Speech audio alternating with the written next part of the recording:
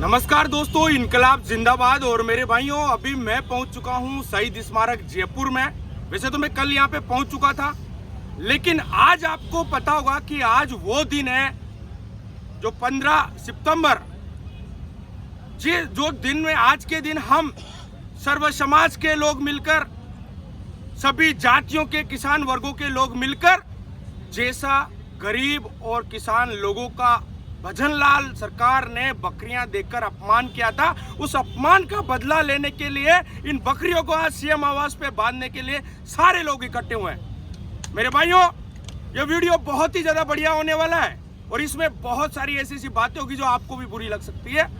सबसे पहले तो मैं हमारे साथ में जो ब्राह्मणवास से बिलोंग करते हैं मैम बिमला मीणा जी, जिनसे आपको रूबरू करवाता हूं, उनके भी जो भी शब्द हो आप एक बार जरूर सुनना, और अगर पसंद आई तो भाई ज्यादा से ज्यादा लोगों के पास इस वीडियो को शेयर करना, ताकि जो लोग अभी भी सो रहे हैं उनको जगाने की जरूरत है। मेरे भाई, सबसे पहले तो मैम राम राम, नमस्कार। सबसे पहले मुझे ये बताओ कि जिस तरीके से भजनलाल सरकार ने क्या ऐसा समझा कि इन गरीब लोगों को बकरियां देकर संतुष्ट करने की कोशिश की, मुआवजा के बदले बकरियां, मुआवजा हो सकता है थोड़ा बहुत दे दिया होगा, लेकिन जो बकरियां दी, क्या मेंटेबिलिटी है उसकी, क्या सोच है जिसलिए बकरियां उन्होंने दे दी?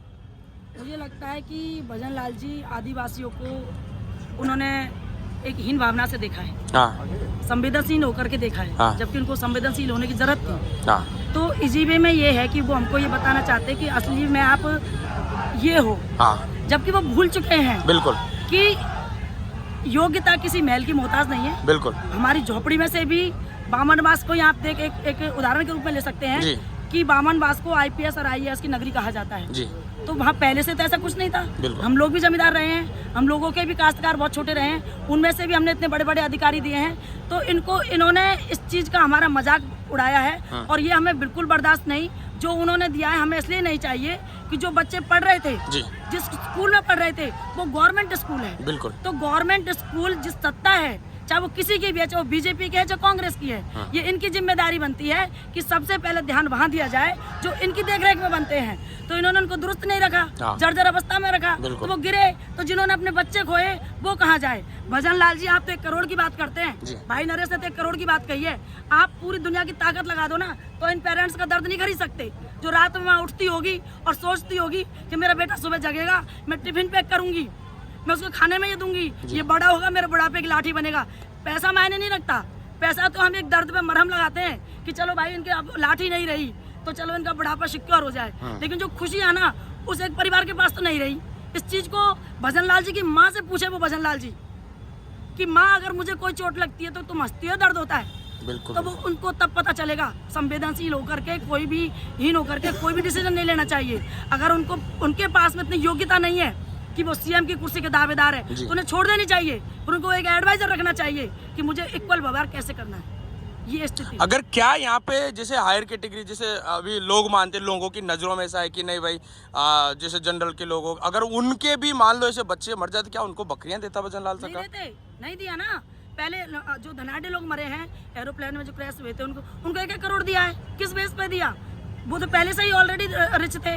तो फिर इन्होंने तो एक दिखाया है ना कि समकक्ष नहीं है हम लोग, हम इक्वल नहीं है। पहले भी इन्होंने किया है, तो आरक्षण लोग समझते हैं कि आज नौकरियों में मिलता है और इस तरह से हमको मिलता है, तो कि बोले इनको क्यों मिलता है? ये इसलिए नहीं मिला, ये इसलिए मिला है कि इनकी दृष्टि हमें देखने की हीन है, ये हमें तुच्छ समझते हैं, इसलिए आरक्षण है। वरना ये एक्ट क्यों आता है? SC ST वाला क्यों आता है बताओ आप? ये पैसे के लिए तो नहीं आया, ताकि हम लोग समान आ सके, इसलिए आया ना। तो ये तो इनकी हीन भावना है, इनकी देखने की जो स्थिति है वो ठीक नहीं है। दोगला व्यवहार है इनकी, दोनों आंखें अलग अलग देखती है। धनाढ़ इस एंगल से देखती है और गरीबों की इस एंगल से देखती है। एक चीज और आपसे पूछना चाहूंगा, जो बीजेपी और कांग्रेस जो सरकार है, क्या उसको ये नहीं दिखता कि गरीब लोगों को बकरियां देकर बहकाया जा रहा है? गरीब लोगों को मतलब जो मुआवजा देना था वो मुआवजा नहीं दिया गया है। उनके नेता कहाँ, मतलब क्या उनका, मतलब अभी तक भी यहाँ पे नहीं दिख रहे मेरे को। वो दिखेंगे, लेकिन लगभग 6-7 महीने पहले दिखेंगे, जब वो दिखेंगे, क्योंकि वोटों से 6-7 महीने पहले। बिल्कुल, जैसे ही आएगा टाइम कि अब इलेक्शन आ रहे, तब वो दिखेंगे, तब वो, क्योंकि अपन इतने अव्यर्थ नहीं हुए या हो चुके, तो कहते ना कि सोए हुए व्यक्ति को तो जगाया जा सकता है, लेकिन जो जागा हुआ है उसको जगाना थोड़ा मुश्किल है। बिल्कुल, क्योंकि सत्ता में या तो कांग्रेस या फिर बीजेपी, होना यही है, या तो आप आओगे या हम आओगे, हम आएंगे। तो फिर इसलिए ये सारी चीजें हैं।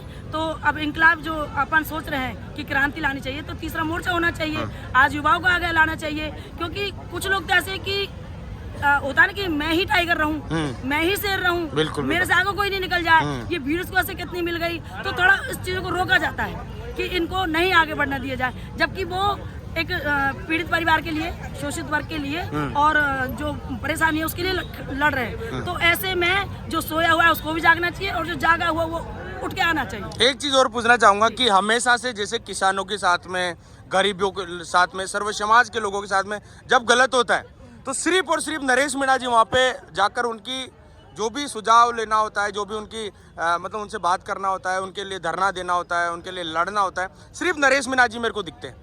और उनको बार बार जेल में डाल दिया जाता है। नहीं, दिखने को तो देखो सत्ता में है, वो भी पहुंचते, बाबा करोड़ भी पहुंचते हैं, हाँ। लेकिन वो सत्ता में है तो कोई बड़ी बात नहीं है, क्योंकि सत्ता की तो जिम्मेदारी बनती है। बिल्कुल। वो पहुंचते हैं और उनकी बात को फॉलो किया जाता है और उन पे एक्शन हो जाता है, ठीक है, और उनको कोई गिरफ्तार नहीं करता, क्योंकि प्रेजेंट में सत्ता में है। लड़ते तो बाबा भी है लड़ाई, लेकिन ये लड़ते तो उनके पास पद नहीं है और हम लोगों के पास फिर कोई जरिया नहीं रहता। जैसे ही नरेश भाई जेल जाते हैं, हम लोग एक हतप्रभ हो जाते हैं, आप वो कहते हैं ना, हॉपलेस हो जाते हैं कि अब क्या करें, क्योंकि एक कमांड होती है। तो हम तो ये चाहते हैं कि नरेश मीणा जैसे मतलब 50 लोग तो ऐसे हो जो उनके जाने के बाद भी उस चीज़ को संभाले, ऐसे 10-20 भगत सिंह और पैदा हो जो इस चीज़ को मेंटेन करे।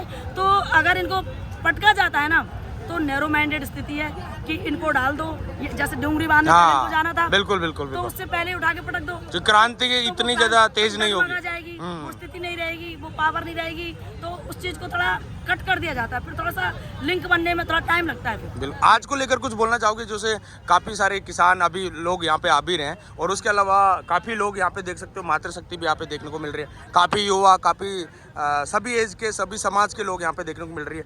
आज की जो रणनीति होने वाली, क्या वो सरकार सक्सेस होने देगी, या फिर वापस से जिस तरीके से नरेश भाई साहब को पहले जैसे उठा के जेल में डाल दिया जाता है, आज भी कुछ ऐसा, या फिर कुछ, क्या आपका क्या मानना है? मैं अकेला चलाता जानिबे मंजिल मगर, समझ में आई बात? मैं अकेला चलाता जानिबे मंजिल मगर, लोग साथ आते गए और कारवा बनता गया। तो लोग तो साथ है ना, हाँ, इन्होंने तो पीछा नहीं दिया। बिल्कुल बिल्कुल। अगर आज भी ऐसी स्थिति आती है तो जितनी भी माता बहनें, दिखाओ आप इन सबको। जी बिल्कुल बिल्कुल। ये भी पूरी तरह से है, क्योंकि एक एज होती है, वैसे भी इंसान इस कलयुग में 50-60 साल जीता है, तो कोई सफर अपने कफन बांध के भी निकलता है कि ठीक है, आर या पार। हम भी कोशिश करेंगे, प्रशासन भी कोशिश करेगा, हमारी कोशिश रहेगी भजन लाल जी आपकी बकरी आपको लौटा रहे हैं, और जो आपने दिया है, यदि मुझे नहीं चाहिए तो आपको लेना चाहिए। हाँ बिल्कुल बिल्कुल, सही मान लो आप मुझे कोई चीज दे रहे हैं, तो जबरदस्ती तो है नहीं, मुझे नहीं चाहिए आपकी बकरी, लो ना आप, बिल्कुल, इसमें तो कोई दिक्कत ही नहीं है। तो भजन लाल जी को वापस लेनी चाहिए उनकी बकरियां। तो हमारी कोशिश रहेगी उन तक उनकी बकरियां पहुंचाए। तो उनको ये पुलिस प्रशासन अलर्ट करके, लेडीज पुलिस लगा करके, बैरिकेड्स लगा करके, बसें जो आ रही है गाँव से उनको डिटेन करके क्या हासिल करना चाहते हैं? जिसको आना है ना, वो तो आ करके ही रहेगा, चाहे वो कितने ही घूम कर आए, चाहे कितने सर्किल उसको चक्कर लगाना पड़े, वो आएगा। क्योंकि कहते हैं ना कि सूरमा जो होता है ना, उसको ये बाधाएं विचलित नहीं करती है। जी बिल्कुल बिल्कुल। उसको सिर्फ एक मंजिल नजर आती है कि मुझे वहाँ पहुँचना है, ठीक है, तो वो पहुँच कर रहेगा। अब ये प्रशासन का काम है, वैसे प्रशासन का काम बिल्कुल गलत है, उसको नहीं करना चाहिए, क्योंकि बार बार किसी को आप पुलिस जेल में डालोगे तो थोड़ा रहता है कि भाई आपकी मानसिकता दिख रही है, तो इसका परिणाम आपको आगे भुगतने पड़ेंगे। लेकिन विपक्ष की जो भूमिका है, मरे हुए हैं ना, अभी जिंदा हो ना वापस, तो उनको मरे हुए ही समझना। बिल्कुल बिल्कुल बिल्कुल, समझ में आई बात? क्योंकि जो टाइम पे नहीं जागा वो बाद में जागता ही रहे। बिल्कुल बिल्कुल। क्योंकि अगर कहते हैं ना, कृषि यदि टाइम पे नहीं हुई, का वर्षा, यदि कृषि सुखाने, यदि फसल सूख गई और जब बरसात होती है, तो जब हमें जरूरत है इनकी, विपक्ष की, जब हमारे जब तो नहीं आए, तो फिर और जब जरूरत पड़ी, हाँ, तभी हमें ढूंढेंगे। तो वो गलत है। तो हमारा साथ तो, माता बहनों का साथ तो पूर्णतः नरेश के साथ है, क्योंकि लड़ाई ये दिखाओ, ये वो पेरेंट्स हैं, गरीब मजदूर है, बेलदार है, लाचार हैं, इनकी माओं से जाकर के पूछो, दर्द नहीं खरीद सकते भजन लाल जी आप किसी भी कीमत पर, क्योंकि दर्द किसी का महसूस कर भी नहीं सकते, 100 का 100 तो आप 1-2% दर्द महसूस कर सकते हो, किसी का खरीद नहीं सकते। आज कोई बीमार हो जाता है ना, तो मैं कहूँ ना इसकी तकलीफ मुझे दे, नहीं मिलती वो, जी जी जी, नहीं मिलती ना, बिल्कुल बिल्कुल। तो उस दर्द, जो माँ का दर्द है, वो समझ तो हम भी सकते हैं, लेकिन हम जाएंगे यहाँ से और अपने अपने उसमें लग जाते हैं सब। इसमें कोई बड़ी बात नहीं है, मैं फैक्ट बोलती हूँ, क्योंकि इनको न्याय मिल जाए तो हमें थोड़ी तसल्ली रहेगी, चलो उनका बेटा गया लेकिन उनको न्याय तो मिला। बहुत बहुत धन्यवाद आपको। और दोस्तों आप सभी ने जैसा कि देखा होगा कि जो हमारे बिमला मीना जी हैं उन्होंने अपनी मन की भावनाओं को आपके पास में पहुंचाया है। और मेरे भाइयों अभी मैं और भी माताओं से आपकी बात करवाने वाला हूं, और भी माताओं से आपसे रूबरू करवाने वाला हूं। क्या उनका मतलब सोचने और जो उनका जो आगे का जो भी विचार है वो जरूर मैं आपको बताऊंगा। माता जी राम राम। सबसे पहले तो मुझे बताओ कि आज सब लोग तैयार हो, है ना भाई साहब? यहाँ पे जो भी क्रांति में जो यहाँ से ज्ञापन देने के लिए मतलब जो भी चीजें यहाँ पे ये बकरियां वापस संभालने के लिए जाएंगे, उसके लिए तैयार हो ना? ऐसा तो नहीं ना भाई, मातृशक्ति क्योंकि आगे रहना चाहिए हमेशा। हाँ अब एक चीज और बताओ माता, हाँ जिनके बच्चे मरे थे और सरकार उनको बकरियां देकर पागल बनाने की कोशिश की, कुछ बोलोगा का वन का ही बोलोगा? बोलो भाई अब जैसा कोई अबार जैसा भजन लाल को छोरो मर जातो तो कहीं उन्हें भी बकरियां देता का?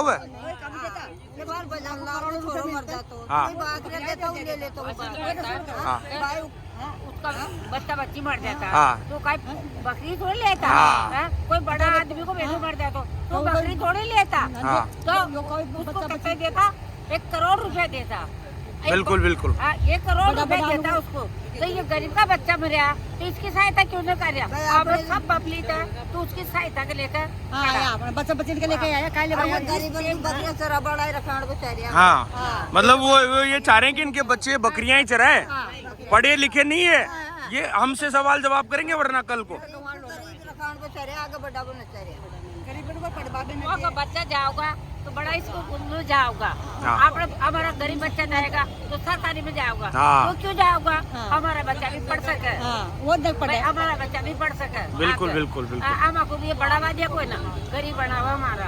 माता जी नरेश भाई साहब कान कुछ बोलेगा भाई जे हमेशा जैसे कोई गरीबा के साथ में कहीं भी दिक्कत आओ जाए, कहीं भी परेशानी आओ जाए तो हमेशा से वही खड़े रहते हैं।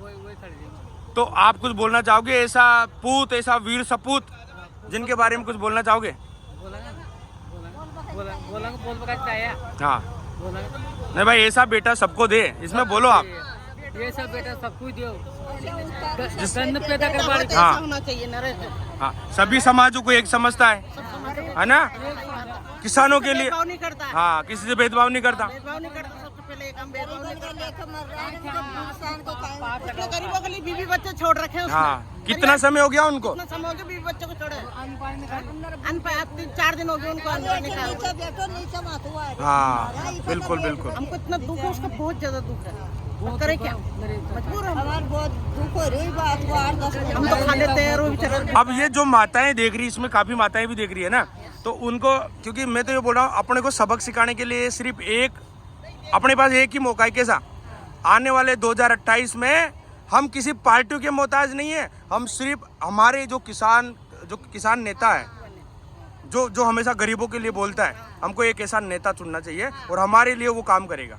जब बिना नेता होने के बाद में भी इतने सारे काम उन्होंने किए जो एक नेता बनने के बाद में भी नहीं करता कोई आदमी, है ना? इसलिए तो नहीं बनने दे रहे हो। हमारी दुकानें नहीं चलेगी फिर। हाँ हमारी दुकानें नहीं चलेगी, ये सब ठप हो जाएगी। माता जी राम राम। ते कोई थे काई बोलेगा बोलो ना, देख गरीबा का बच्चा ना मर गया तो वहाँ के बाद में बकरियां देरवाना बेकार है। बेकार कर जाना। हाँ नहीं बेकार है उनको तो पूर्ति भाई। हाँ भाई ले लो आप चरा लो। हाँ आप कराओ, गुआड़ लगो, हाँ खेती करो। मतलब ये चाहते हैं कि आपके बच्चे सिर्फ गरीब बने, आपके बच्चे सिर्फ वो जो क्या बोलते हैं उस गुआड़ ही बने तुम्हारे बच्चे।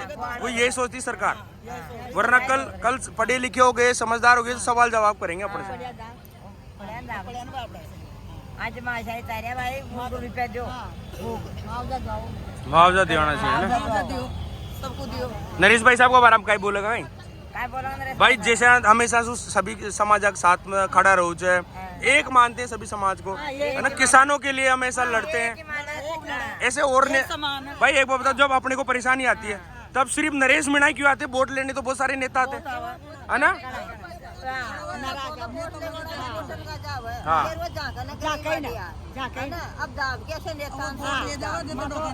हाँ वोट ले यार मरद हो जावे और माँ की तो मदद नेता ही करे नरेश भाई।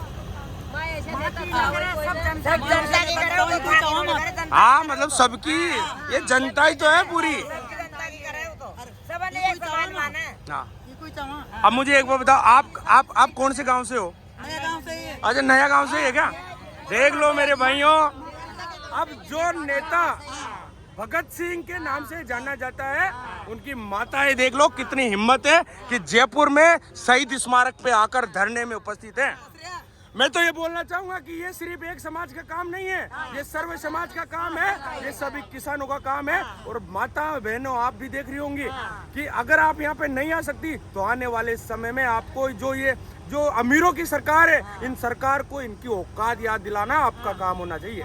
मैं तो ये बोलता हूँ भाई मेन बात भाई, हो सकता है बहुत सारी बूढ़ी लुगैया या कोई न पूछे तो उनके पास मौका है आने वाले समय में। जो सरकार है, कांग्रेस हो चाहे बीजेपी हो, इनको इनका असलियत इनको पता चलनी चाहिए। हाँ, कोई भी नहीं आ, बिल्कुल सबका ही नेता है, सभी है, हम लोग सारे लोग हैं। हाँ, अच्छा वोट देने आते हैं तो क्या क्या बोलते हैं माता? बहुत सारे लोग आते हैं। हाँ हाँ,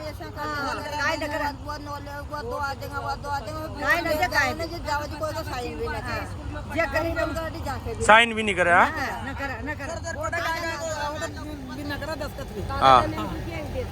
ना, हाँ तो वही तो बात है। ये तो मैं क्या बोल रहा हूँ, मैं तो आपको भी बोलना चाह रहा हूँ, ये सब हम खुद बेवकूफ है, इसीलिए हमारे साथ में बेवकूफी हो रही है। मैं तो ये बता रहा हूँ। और मेरे भाइयों, जब तक अपने आप को नहीं पहचानोगे, अपने पावर को नहीं पहचानोगे कि आप क्या कर सकते हो क्या नहीं कर सकते हो, तब तक आपके साथ में ऐसा अन्याय होता रहेगा। कब तक नरेश भाई साहब भी आपको जगाने की कोशिश करेंगे? आपको खुद जागने की कोशिश है। आपके बच्चों के साथ में ऐसे आपके बच्चों को अशिक्षित रखा जाने की कोशिश की जा रही है, आपको ऐसा दबाया जा रहा है कि आप दोबारा से इनसे सवाल जवाब ना कर सके, ऐसा आपको बनाने की कोशिश की जा रही है। मेरे भाइयों, यहाँ पे कोई बड़े बड़े न्यूज चैनल वाले तो पत्रिका या फिर भास्कर वाले, वो लोग ये सच्चाई नहीं दिखाते हैं। वो लोग फूट डालने की कोशिश करते हैं कि आपस में कैसे लड़े, आपस में कैसे इनकी एकता दूर हो। मैं तो ये बोलना चाहूंगा, हम सबको एकता के साथ में, एकता के सूत्र में बंधने की जरूरत है। और जिस तरीके से जो क्रांति चल रही है, इस क्रांति में सबको साथ आने की जरूरत है जी। अब जोर से नरेश भाई साहब को नारा लगा दे।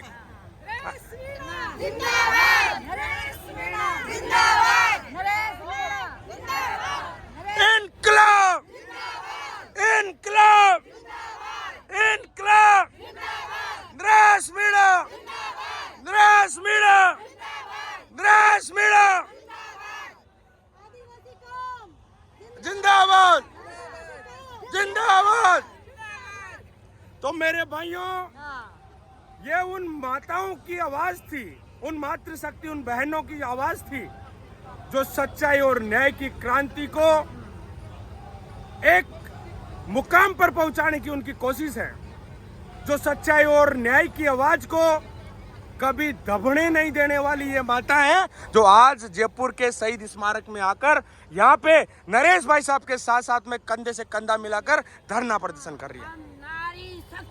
जिंदाबाद, जिंदाबाद, जिंदाबाद, जिंदाबाद, जिंदाबाद।